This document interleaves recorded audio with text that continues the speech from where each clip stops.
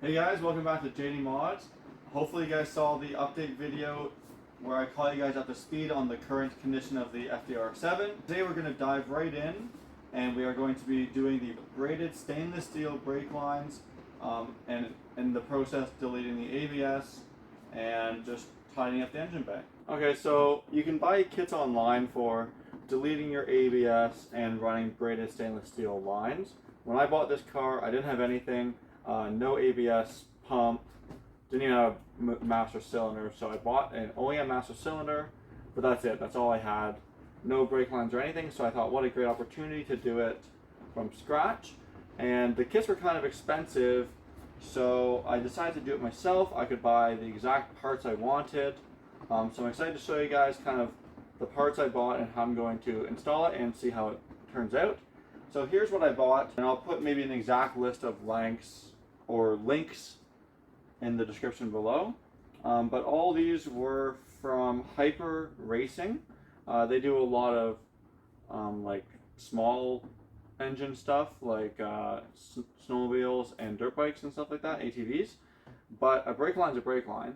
So I got all black PTFE coated brake lines. When I did the Insight, I used just the regular stainless steel braided, but those actually can corrode quite easily. Also, they're a lot sharper, so if they touch your paint on the engine bay, it can scratch it up. So I really like these, and you can get them in clear, so you can still see the braided if you're into that. So I highly recommend PTFE coated brake lines, and this website has lots of different colors. I of course like the black with the black ends because it looks really clean. So really quickly, I got a 24-inch line. This one for some reason lost its tag, but I believe it's 18-inch. Yep, that's an 18-inch. We have a 72-inch, 36-inch, and a 48-inch. So we got the brake lines themselves. I've got 4 rotors, set of pads. I'm doing those at the same time. Brake fluid, of course, and then if you come over here, we have a little 12-inch section or 1-foot section of sleeve. I bought this from the same place, but this is just your classic like insulated fireproof sleeve. And I'm gonna put this on the brake line near the turbo, just to protect it from the heat, especially since I deleted a little heat shield. So then for fittings, I won't explain where they go yet, we'll do that in the engine bay. But I've got a couple 90-degree adapters for some tight spaces. I've got a single banjo. I've got a double banjo to 3AN. The banjos are your classic M10x1. Those, of course, you have to buy copper crush washers with. Then we have a few adapters. I have a hardline to M3 adapter. I'll go over that on the car. And then I have 3 M10x1 inverted flares to 3AN. So that won't make much sense right now, but when I go in the engine bay and show you guys where everything's going, it'll start to make sense. So the other thing I purchased, this is from Amazon, I believe, are these rubber protective ring sets. They're grommets. So I recommend getting a grommet kit. I don't know exactly what size I need, but as you can see, this one comes with lots of different sizes. So where you pass a brake line through the firewall or the side of the engine bay to get to the wheel well, I'm going to put one of these. My car didn't have any from factory. And then just poke a little hole in it to run the brake line through. And that'll prevent any rubbing and, of course, loss of brakes, which is very dangerous. So this was like 20 bucks. You can probably measure and buy them individually if you want. Alright, so I got my car up on jack stands finally. I don't have a super low pro jack, just your classic like Canadian Tire, Princess Auto, low pro jack. So I actually used these wooden ramps that we built for Ellie's MR2. We also have a set of ramps for the Aristo and stuff that you buy from Canadian Tire, just the long plastic ones. But in terms of a cheap ramp you can make yourself, these are quite nice. You can make them the exact height and length you need for your specific bumper setup. I got really lucky these worked for my RX-7 like they worked for Ellie. And the reason they work so well is because there's multiple step-ups. So as long as you make it long enough from here to like your first incline where your lip is, So my lip hung here, and then once the tire hits there, it kind of goes up here. So these are quite nice. All we use them for is to roll the car onto, so the jack just fits underneath. So we use those, got the car up in the air.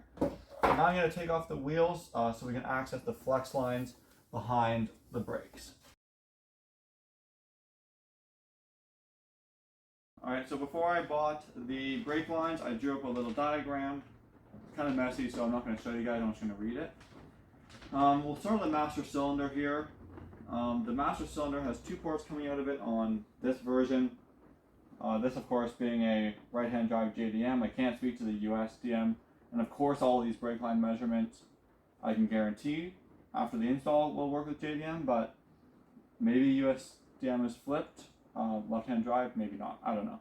So basically there's 2 ports on the master cylinder, and let's start with the front brakes. So the port closest to the firewall, the rear port, is for your front brakes, and the front port is for your rear brakes. I'm 95% sure on that. I did lots of reading. I swear some people hooked it up the other way around. Does it really matter? I'm not too sure, but that's how I'm going to do it. And if anyone in the comments knows more than that, feel free to let me and the people know. And the only other part that we're using for this installation that I didn't show on the bench is this proportioning valve. This one is Torx brand, but really there's tons of them. This have one in, one out, and they're adjustable. We're going to be using this in line with our rear brakes, and that's how you control the bias between your front and rear brakes. So basically, I'm going to go ahead and do one line at a time, showing you guys what supplies you need for each line, and I'll show you how I'm going to route it. But yeah, let's just start with the first line. First, we'll do the front right brake line, and that's the 24-inch one based off my drawing. And then you also need the M10x1 to double 3AN banjo. M10x1 inverted to 3AN adapter, and we will also be using, I measured, it's a 3/4 inch grommet to go through the firewall. So first, why don't we just install this grommet, and then we can run the line right through the grommet. I'm just gonna use an X-Acto knife to like put a little X in it. That should do. I think the X is a good call because I should be able to push the 3AN fitting through there, but then it'll close up really tight around the line to keep the water. I mean, obviously there's going to be water in the engine bay, but just to keep dirt and stuff out of it. So this grommet is going to go right in here, kind of underneath your strut tower area. So they're kind of tricky to put in. Obviously, if your RX-7 has a grommet here from factory, that's great. Mine doesn't, so we're going to install it here. So I made a little discovery. Basically, I put the brake line through the grommet first, which actually allowed me to hold on to it. And I think it's a little easier to put it through the grommet before you put the grommet on the car. So now I've got my grommet and my brake line all assembled. So the fitting, this is a front, so it's going to that fitting there. I'll grab the fitting from the ground. And here's the setup we're using. The M10 to double 3AN. So I'm going to go ahead and just thread that in there. Basically, I'm going to hand tighten everything for now, and then once I confirm all the lines are exactly where I want them, I'll go snugging up all of the fittings. I'm also not 100% sure how I'm routing every single line, so until I know for sure, I just want to make sure to keep everything loose. Luckily, obviously, with pre-bent, I'm not as worried about cutting them to the wrong length. Pre-bent, pre-cut. So I'm just going to lightly go ahead and twist that on there. I'm not 100% sure. Obviously on a banjo you can control the rotation here. So I'm going to do the other front brake line, then I'll know for sure how I want to twist it, just like, you know, it could go anywhere. Then on the wheel well side of this, I'll show you now. Okay, so we are inside the wheel well. Here's the brake line we just installed. It's a little bit twisted right now, but that's okay. It looks like it should reach, something like that. So for now, what I'm going to do is just thread in my inverted flare M10x1 to 3AN fitting. This goes right here in the stock flex line. I'm most likely going to replace my flex lines with braided stainless steel ones. It's kind of funny having braided lines going into rubber flex lines. There's nothing wrong with it, but these should be higher performance, so it seems wrong. So this is going to be tight. I did measure it to be tight on purpose. As you can see, you can put it in the stock clip location, which is good for retaining it away from your rotating knuckle. And then we're just going to make that corner. Again, just hand tightening for now, because as you can tell, there's a lot of tension in these braided lines, especially with the PTFE on them. And it's going to take a while to tell them exactly where I want them to go. Something like that. And I'll probably zip tie it or tuck it up somehow. But there's how it looks inside the wheel well. So we're going to do the front left brake line now. So I'll show you on camera what I did off camera last time. I got my grommet cut, and then I just kind of wrap it around the fitting like this. So there it is there. And then we're going to go ahead and throw it in the hole there. And then you kind of got to start aside of it. And then it's kind of tricky, especially when you've painted your engine bay a couple times and it's kind of thicker than it should be.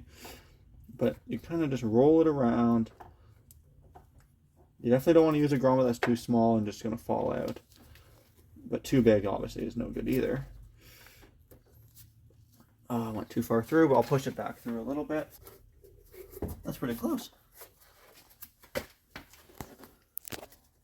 If you have a flathead screwdriver or something, it can help, but the brake line inside, I kind of just wiggle it around, and there you go. That should keep it protected from getting scratched on the metal. I'm starting inside the wheel well because that'll tell me how much I have to work on in the engine bay. So same as the other side, just going to thread on my adapter, and then just make sure you route it properly, not like this through the upper control arm. Let's go over the control arm. It would really suck if you bled all your brakes and realized the brake line was in the wrong spot. Thread it on.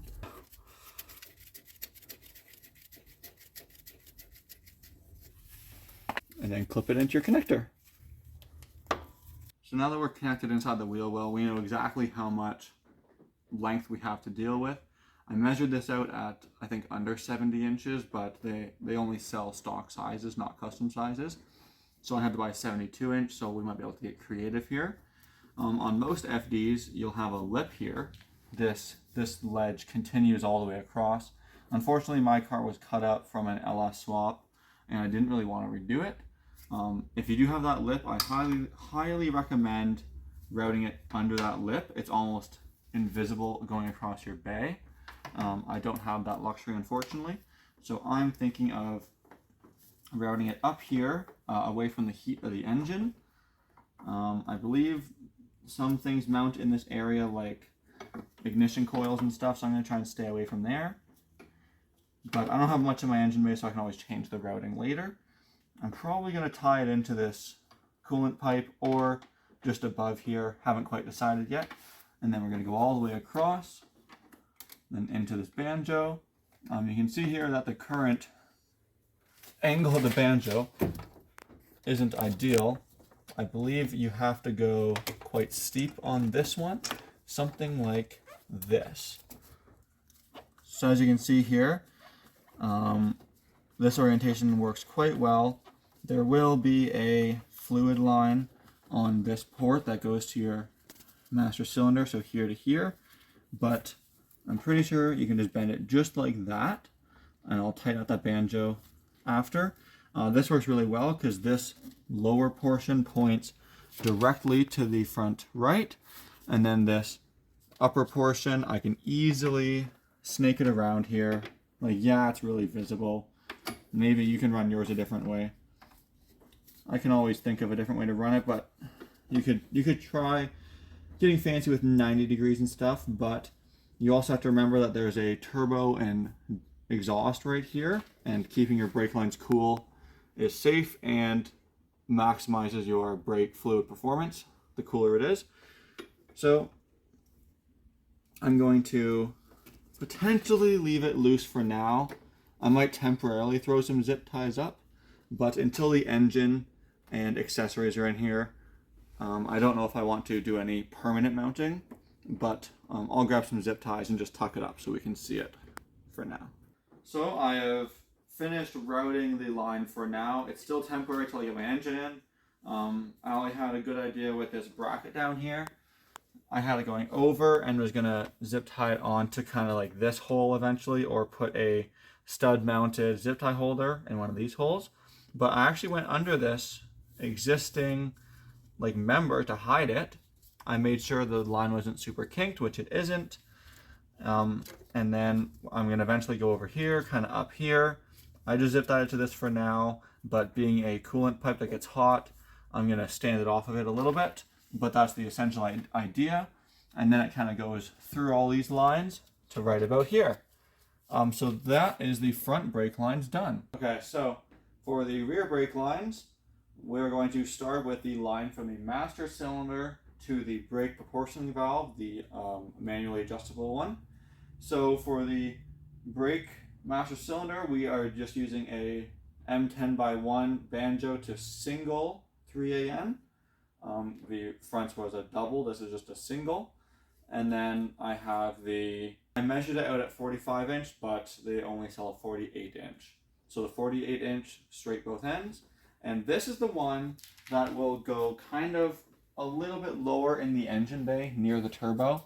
So this is optional, but having previously had a engine fire in my Lexus, I'm going to use this little 12-inch section here.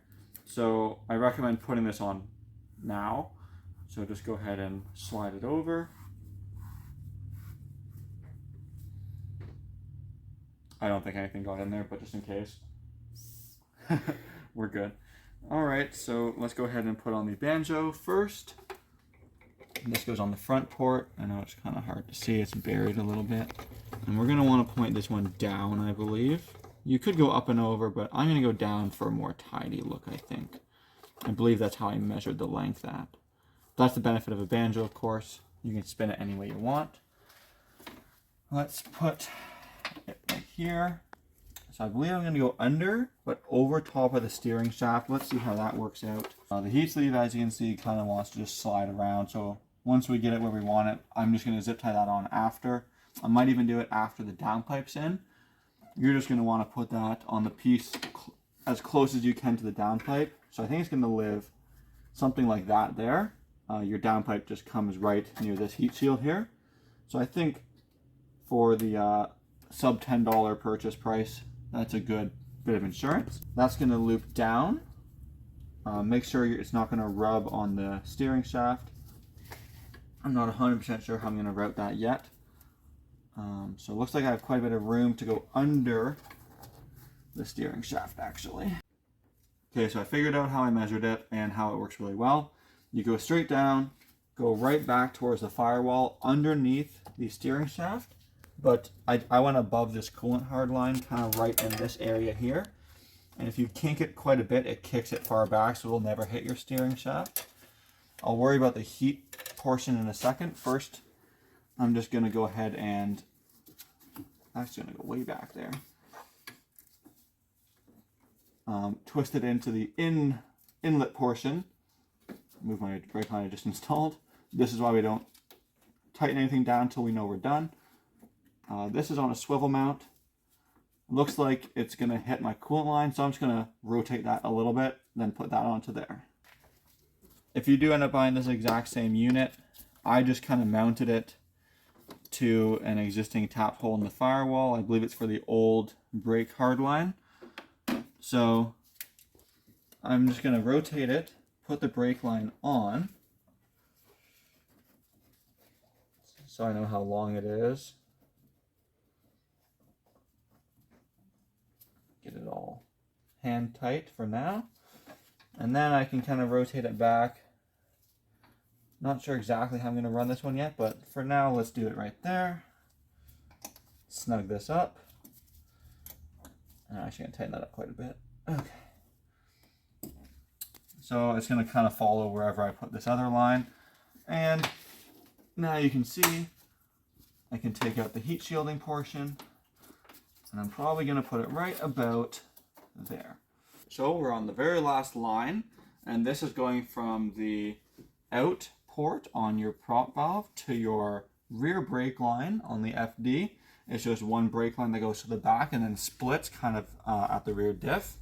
So for this line, you really only need like 6, 8, maybe 12 inches, but at this website, the minimum they had was 18. And the one benefit of this is basically it'll be braided line as far as the eye can see. So from an engine bay point of view, all you'll be able to see is braided line. So I guess that's a positive. Now my stock kind of brake fitting was really junky anyway. So basically this will be replacing it. All you need to do is buy a standard, I believe it's 3/16. Maybe don't quote me on that. Standard brake line nut that goes to M10x1. I'm going to cut it back. As you can see, I mounted the line to my prop valve. We're going to mock run it, and you can see it takes me way down to kind of the frame rail, and that's where I'm going to cut and flare this brake line. There's a lot of good videos on how to flare a brake line. I got myself a little flare toolkit from, I believe, Princess Auto, which is like our Harbor Freight. So we're going to use the 3/16 brake line hole, and then the 3/16 flare tool, and give it a inverted flare, not a bubble flare. You gotta make sure you do the inverted flare, which is what seals properly with my M10x1 female inverted flare to 3AN male adapter fitting, and that will finish off our brake line. Here we are underneath the car. You can see the brake lines coming from the rear. I chopped it down, put the new nut on to the adapter to the brake line, and that brake line goes all the way up to the prop valve. So there's that line coming up into the prop valve. Of course, this is all still temporary mounting. When I actually get around to mounting it, I'm just going to make sure everything's tucked away from anything hot, or so that could rub and cut it.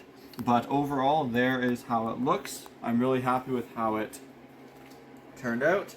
Like I said, Hyper Racing is where I got the brake lines. You can get lots of different colors. I recommend the PTFE coated. For those of you who have been paying attention, I did not end up using the 36-inch line.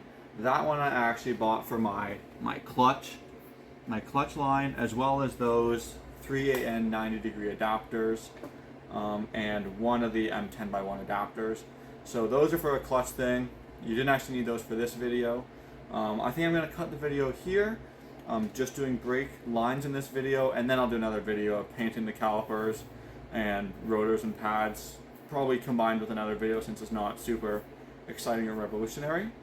But hopefully this how-to style video helped some other people restoring their RX-7s, or even if you're doing a different car, hopefully you enjoyed some of the techniques and little tips and tricks I've explained in this video. So thanks for watching. Please subscribe for more RX-7 content, and if you could like the video, that'd be great too.